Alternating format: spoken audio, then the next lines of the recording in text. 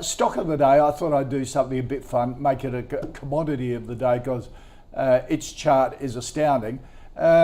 Cocoa prices, Easter coming up on the weekend. If you're wondering why you're paying more for Easter eggs, let me tell you, consumers should start seeing the effect of surging cocoa prices as the world faces the worst supply deficit in decades.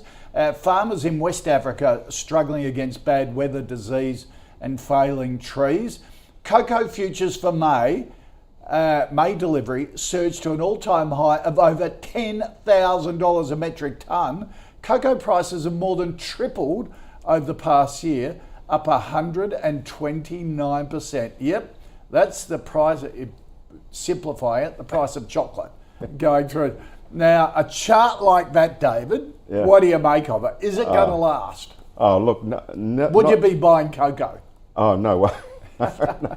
But you see, this is the irrational sentiment at the moment. You know, I mean, this is traders get on the back of this. You know, futures traders, and they just go with it. And so it's uncertain. But when you see a chart like this, there's no clear indication of what the top is going to be until you see a major reversal. So, you know, it's unpredictable. I mean, look at the chart. That chart goes back. Well, what are we looking at there? Like 2002. 20 plus years. Yeah. Right.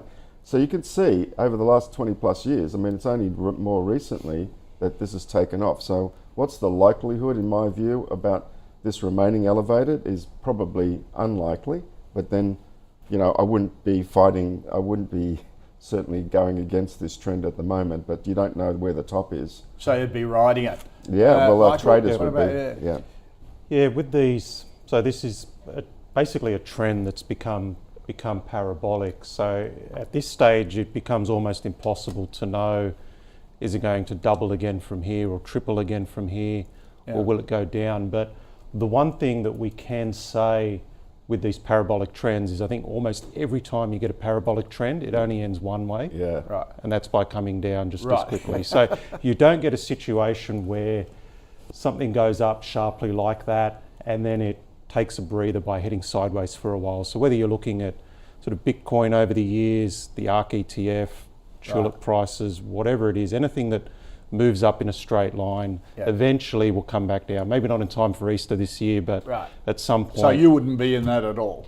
Oh, look, I'd be taking profits along the way. Selling out. But as soon as you see it give back maybe 10-20%, that's not your chance to jump in, because it'll drop a lot more than that. It may drop 80%. Okay. All right, Callum Thomas posted on X today an interesting chart as well. The S&P 500 priced in cocoa. I thought that was quirky. Does that tell you anything? It gives me a bit of a laugh, but that's about it. Gave me a bit of a laugh. I was thinking, well, I'm not sure it's that relevant, but anyhow. David? Well, I don't know how. Yeah, I don't see the relevancy comparing it to the S&P.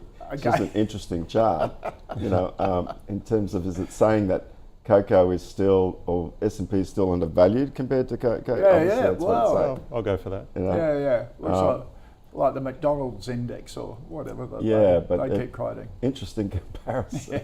All right.